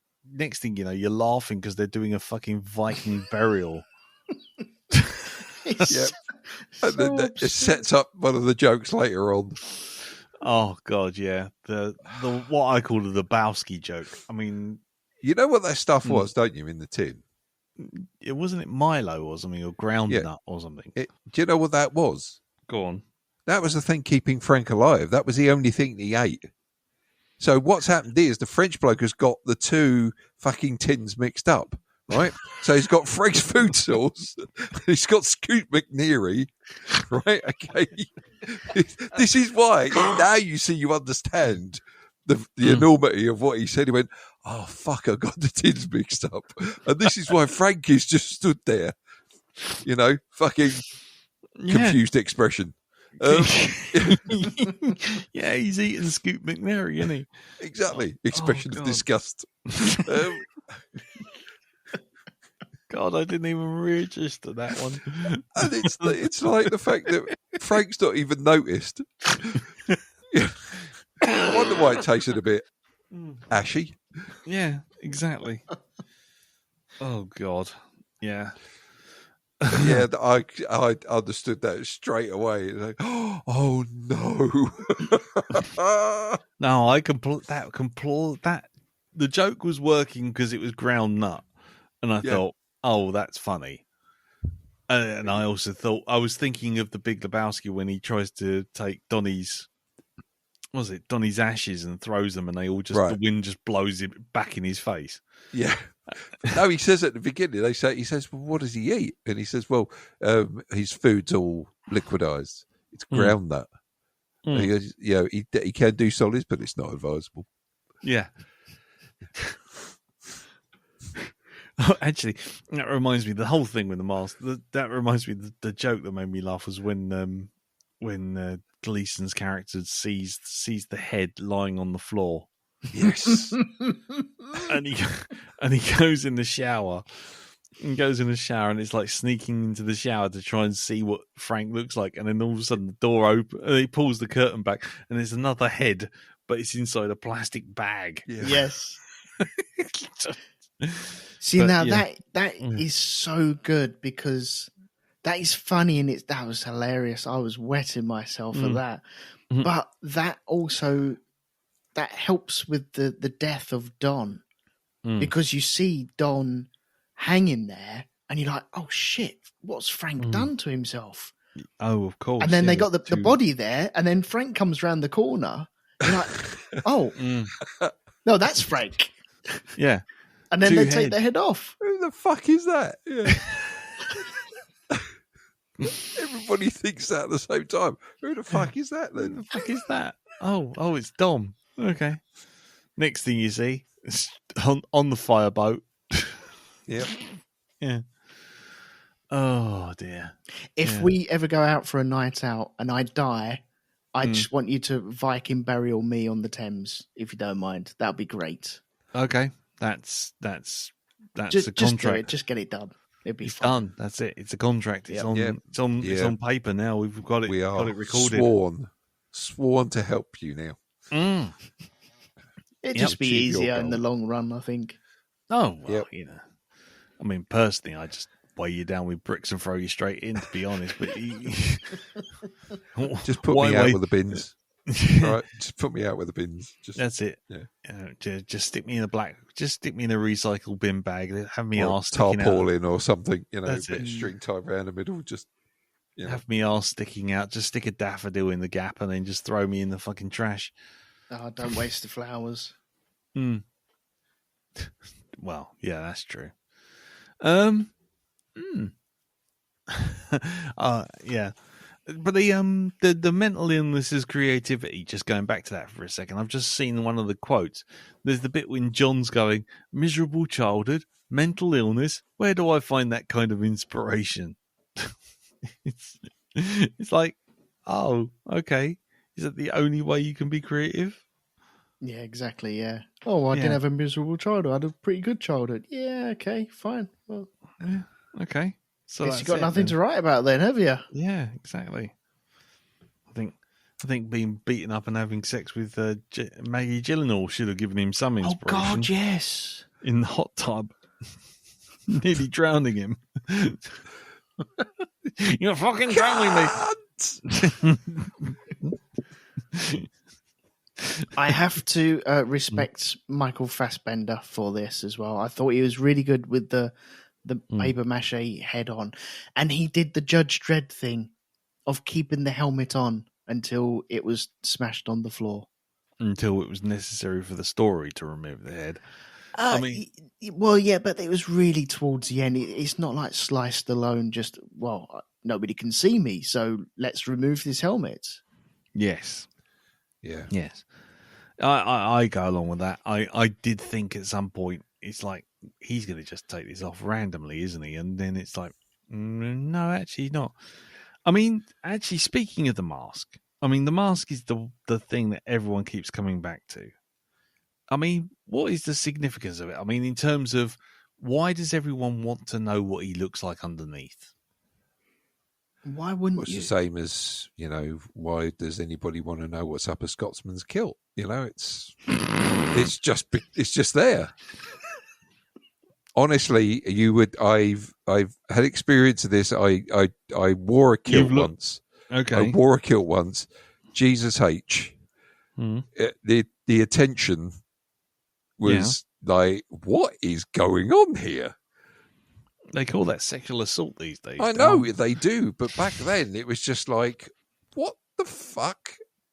Honestly, were you wearing it properly then? I was wearing. Well, this was the thing. You see, my kilt got mixed up with my brother's kilt, right? It was my brother's when it was me and Colin. So it was a mini skirt, was it? Well, for me it was, because Colin's one was literally down to his ankles, and it was like, how did they get this so wrong? And it's like, yeah, they've put the wrong kilts in the wrong fucking with the wrong fucking jackets.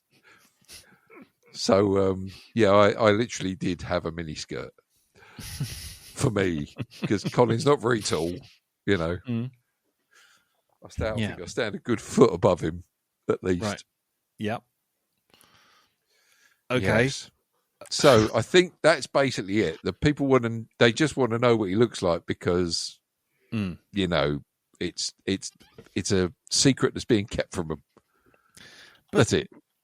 Yeah, but that's what I'm kind of confused by, because like, what would it matter what he looks like? Because he's a nobody. It doesn't matter what he looks like, but it's the fact that his identity is hidden from everyone and he's not giving it up freely. So people are then, they feel the urge to want to know. Not that it matters to their life. No, it's not really going to impact their life at all if they know it or not. They'll quite happily go through this life not knowing it. It adds something to the artist as well, though, doesn't it? There's an air of mystery. Yeah. Like, okay, Banksy. Nobody really knows who Banksy is. Yeah. And so that adds something to it. Okay. The only reason I say that is, well, I mean, Banksy, it's the same deal, but I mean, if you found out it was just a bloke in the street, or a lady in the street or whatever, it makes no odds. Well, does it? The thing is, though, Banksy is just a guy in the street. Right. And Michael Fassbender's Frank is just a guy in the street. Hmm. But until you actually make that connection between the two, you still have that air of mystery. Once you know Banksy is Simon from down the road, then it's like, okay. And that's gone. You're never getting that back. That bubble has burst. That's it's the point of Banksy. What is the point of Banksy? And I think the point of Banksy is parody, and it's just a reflection of how fucking crazy and possibly stuck up the art world is. Right? Mm-hmm. So Banksy himself lampoons all of that. I mean, fucking, was it Exit Through the Gift Shop? Yeah. That kind of thing. It's poking fun, I think, personally, at the art world. Yeah. Well, that's fair enough. But, I mean, what I'm trying to say is if you know what they look like, I mean, the idea of Banksy being secret is because he pops the art up without anyone seeing it. And so there's a mystery there. And that mystery is like, who is this person? What's their motivations? You want to talk to them about it. I think if Banksy turned up with a Frank-style head, I don't think he'd be any the worse or any the wiser. I don't think it would matter if you knew that his eyes were blue or brown. But I'm still saying he, for all we know, it's a she. But yeah, I think the difference between Banksy and, say, Frank is that you're looking at Frank, you're talking to him, you can ask him all the questions you want to ask. You might not necessarily get a sensible answer, but taking the head off won't make any difference. It's just interesting that it becomes such a big deal throughout the film. That, I mean, I understand going through customs or whatever, who the fuck is that with a head on? But, that's the pilot. That's the pilot, yeah. Yeah, exactly. I think for some people, even though they want to actually find out who this person is, they know that when they find out, it's going to take something away from that. It's like you've got two sorts of people in this world. You've got the people who like watching magic tricks and just reveling in that magic trick, and you've got the other people who want to find out how it works. Therefore, once they do, then that's another little bit of magic that's gone out of their lives. Why do they seek this? Why do they keep doing that to themselves? Why would you take away? I mean, we all know what this life is like. There's not enough magic and mystery in it. It's all pretty much people trying to explain away everything. So personally, I don't. I mean, I find magic tricks interesting, but I don't necessarily want to find out how they're done. I like that being, turning into a small child and having that little bit of wonder. But how the fucking hell did you do that? I don't know. It's magic.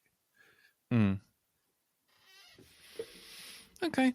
I just wondered what the obsession with trying to get the bloody mask off was. Because you can't as well. Yeah, they just want to know. And then it's like, well, did that enrich your life somehow? No, it didn't. So why'd you do it? I don't know, I just wanted to find out. Yeah. And also, when Frank does lose his head as well, and he goes, that's his parents, is it? That he goes back to. Yeah. And he looks so timid in the house. Yeah. He looks really timid. And so it is as if he has taken on that, he puts the head on and he takes on that persona. He's very method. Once that head goes on, that's it. And I think that's how Chris Seavey was when he put the head on as well. Yeah. He put the head on and he just became Frank Sidebottom. Yeah. And wouldn't come out of that character until, the next day once the head came off. Yeah. So I think this character of Frank, it helps him do his thing. He's clearly physically scarred, and that's having a major toll on his self-importance and self-loathing and everything that goes along with that sort of thing. Putting the head on covers it up, also gives him a personality. Once the head is destroyed, then that's it. You see him shrink so small. Gives him a character to hide behind. Yeah. Very There's method. a way of deflecting. If your ideas fail, it's not you failing; it's that character failing. Yeah. Yeah, there's that. Well, you ask anybody or a lot of artists who go out there on stage, whether it be musicians, actors, whatever. They're not themselves. They're it's like comedians are famous for being this way, being one way on stage, and when you get them off. I mean, I was one of my teachers at school during the sixth form. Yeah. She was actually married to one half of Hale & Pace, right? Oh yes, she was my form teacher. Yeah, right. Yeah. And she got to meet a lot of the big comedians at the time, like Phil Cool and stuff like that. She goes, "You've never met a more boring bunch of people." Yeah. She said, "On stage they're one way, but you get them alone and they're just, boring. They're not like that at all. They're completely different." Mm. So I think Frank Sidebottom is like a permission slip to himself to be able to go out there and be creative, but to know he's not taking a risk, that people will actually know who he is. Frank Sidebottom is like the catcher's mitt of shame. It deflects that from him. And when he loses out and people see him out there in the open, it's like suddenly he's got nothing to hide behind and he crumbles. His self-esteem, his confidence is just not there. He is not. Yeah. He hasn't got Frank's confidence to borrow anymore. He's having to rely on his own.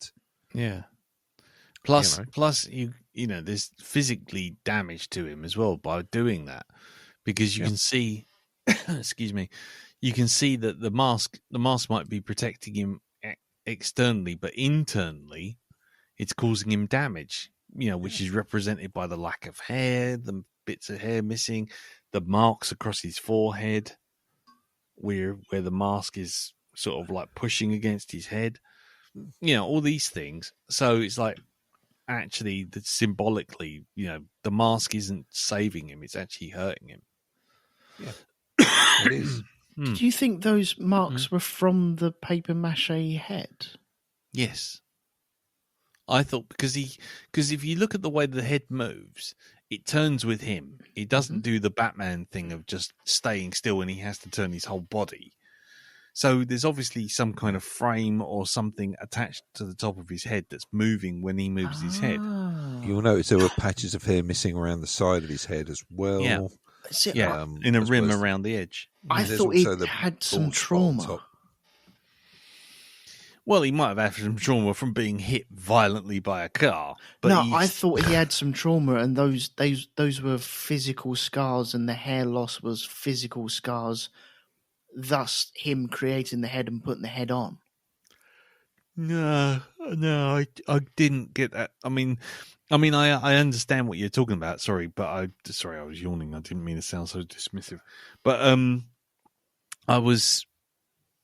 Yeah, the way I took it was that those marks across his forehead and then the missing hair around the back in a strip and the missing hair on the top of his head was from the mask itself. Oh, okay. So the mask itself is actually damaging him, which is kind of symbolic because outside he's got this kind of placid look in the mask, but internally it's all fucked up and damaging, and the thing he's wearing to protect him is actually doing him harm. So many things you could read into that as well. Yeah. You could let's dissect that, shall we, and go through that about how his personality underneath is suffering from doing all this, and how it's damaging him. And man, there's so many ways you could go with this. Yeah. Definitely. Okay. Right. I'm very aware of the time, as ever, and we've been going for about an hour. Any final thoughts? Any final things that you laughed at, made you liked, you loved, you hated? What? Any last thoughts, Darren? I did love the awkward bit at the beginning when David's on stage and he does his thing, and it's the fucking keyboard player? No, the drummer, isn't it? The woman suddenly loses her shit and that's has a Maggie. go at the That's guitarist. Maggie Gyllenhaal. She loses Yeah. her shit to start with, yeah. It goes off, and then it's just David and Frank just looking at one another like, Yeah. what the fuck? That made me laugh. Yeah. Just that I've got about as much clue as you, mate. Yeah, I don't know. What is this all about? Well, I just came here to do some stuff, you know. Yeah. No, This is that's it. cool. Yeah. Right. Next. What about you, Elton? The last thing I would say that made me chuckle, because otherwise we're just going through absolutely everything. When they arrive at the place to do the recording and stuff, he's like, "Well, I thought we'd be back on Monday because I've just told my would you manager think that? Why would you do that?"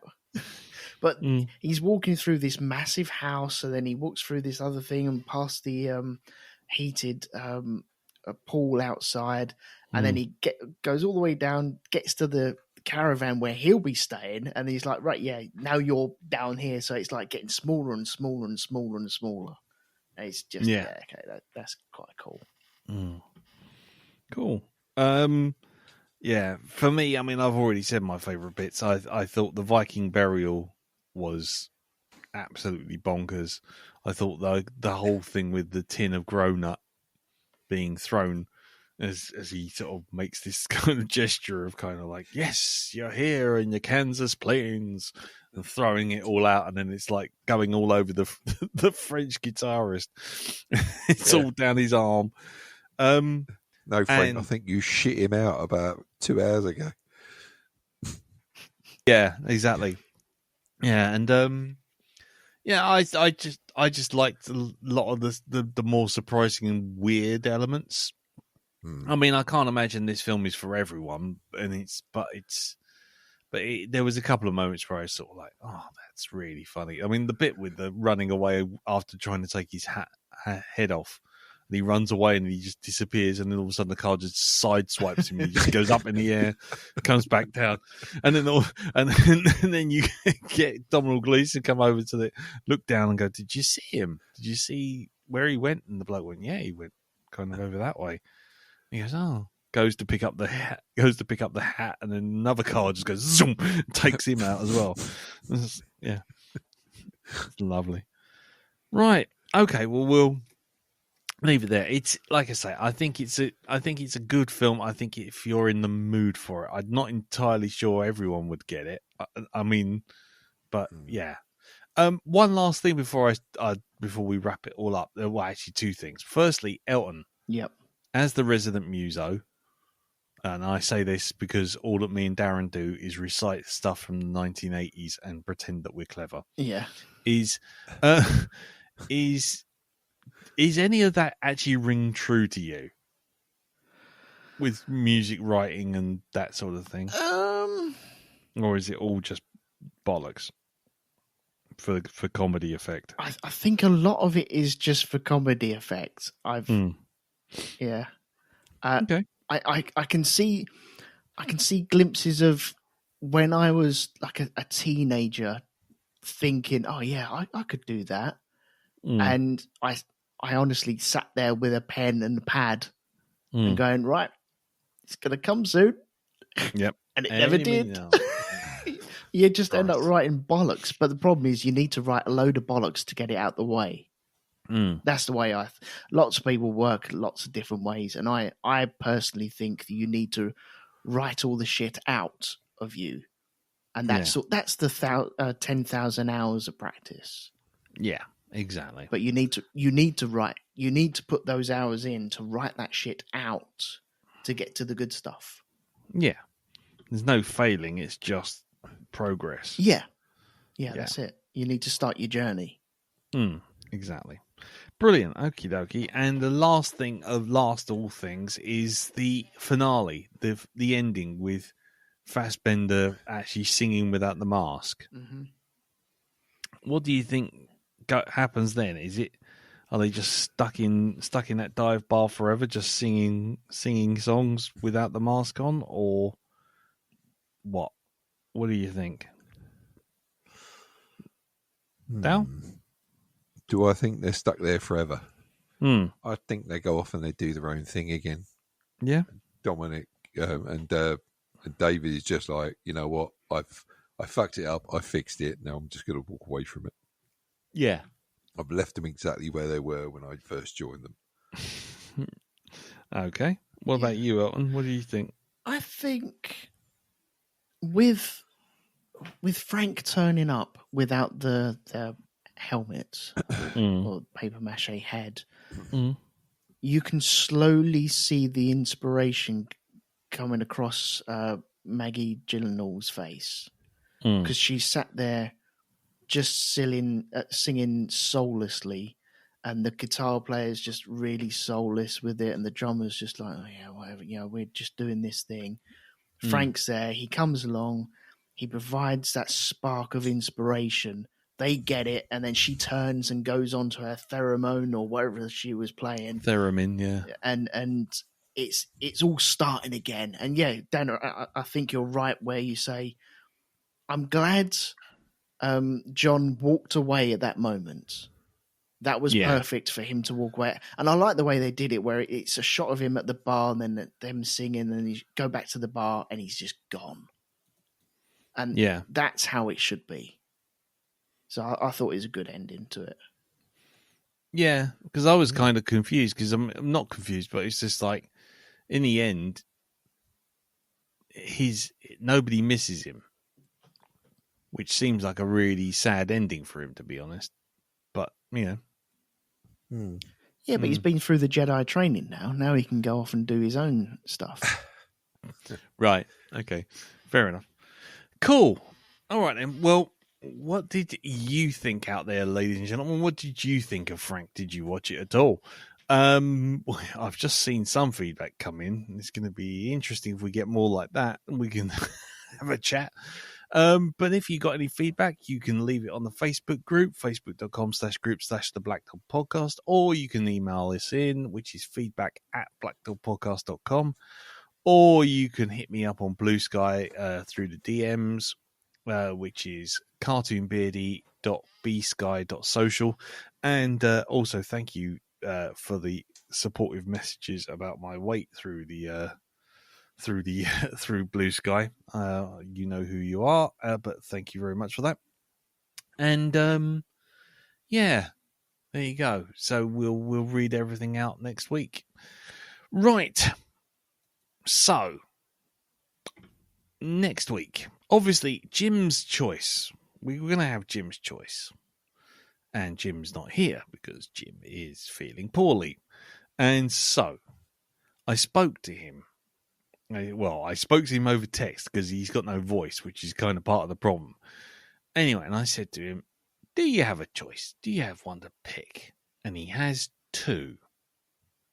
And he insisted that I pulled a mystery box on you guys. Okay. So, we have two choices. One is on Amazon Prime. The other one is on BBC iPlayer. Which one would you like to pick? Oh, are you doing Elton's whammy bar again? Yeah, I am. All right. Yep. Which one do we want to pick?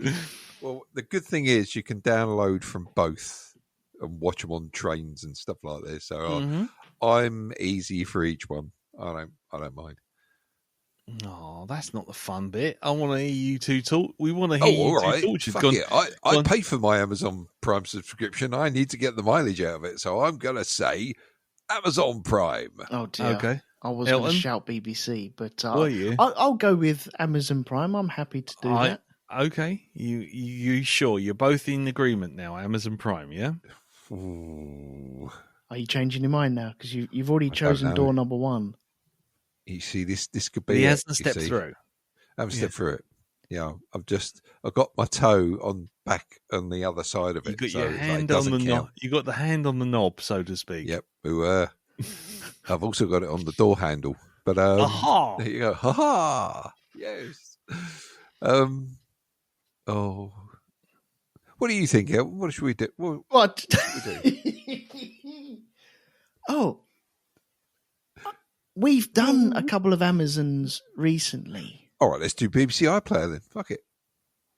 So you're going to go for BBC iPlayer, yeah? Yes. I've got no skin in this game. I have no idea what could be the worst idea out of those two. That's the whole point. Jim Jim has entrusted me with both options and Right. and given me the magic box that has The both magic options box. And you've passed it on to us to deal with. in. No, I would influence you if I told you which one to go for. Okay. So Right. so you're going to go for iPlayer, right? Or are you going to go for Amazon? Darren, what are we doing? What are we doing? Fuck it. Let's go iPlayer. Go on. Okay, yeah. Final answer. Final answer. Okay. Bing bong bong bong. Sorry, I was trying to do the the fucking was it Who Wants to Be a Millionaire? So the movie that is on iPlayer that Jim would have picked. I won't tell you what's on Amazon because he may well pick that in the future. Okay. Is a proper old classic. And when I say old classic, I mean like as old can be. Some of the older films that we've watched. It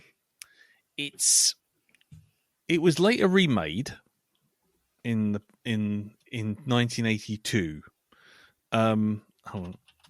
Let me just make sure I've got some details here. But the original was made in 1951. And that's the one we will be watching. And it was, like I say, it was remade in 1982 with a film starring Kurt Russell. We are going back to the original, though. We are going to be watching A Thing from Another World. Oh, my word. AKA The Thing. But the old black and white one with Desi Arnaz as a big walking carrot. Right. Way to take all the horror and suspense and everything out of it there, mate. That's great. Now, that's all I'm going to be thinking of. He's a big carrot. Beautiful. I mean, James Arnaz, not Desi Arnaz. James Arnaz, sorry. He's dead. Right. Okay. Oh, what happens if he attacks us? Well, our eyesight improves. Beta carotene. Woohoo! So, yes. Well, the carrot thing comes from a book that I read by Kim Newman. It wanders the hall, it's coming because it starts singing funky fucking moped. Yes. Yeah. Lights for gravy colours. Yeah. So, yes. So, have either of you watched this film before? No. I might have. So that's a no then. I can't remember. So that's definitely a no then. Yeah. Cool. Okie dokie. So yes, yes, I haven't seen this before. I'll be honest with you. I saw one section of it as in a documentary about horror films, but I haven't actually seen the film. What about you, Elton? No, never seen this. No. Oh, yeah. I'm looking forward to this. Okay, there you go. So there you go. Taking place in 1951 at the North Pole. Yes, the thing tells the story of a small American military base which is under siege from an alien which defrosts from the ice. Like I say, it's going to be interesting because, it's going to be, I suspect that next week's going to be a lot of, but in the original, they had this, but Kurt Russell did, and it's going to be that over and over again, but we'll see. We will see. So, yes, join us next week for The Thing, a thing, or is it The Thing or A Thing? The Thing from Another World. There you go, 1951, James Arnaz as the creature, Kenneth Tobey, Robert Cornthwaite, Sally Creighton, Douglas Spencer, Margaret Sheridan, all these old school actors, and it's all on iPlayer, BBC iPlayer.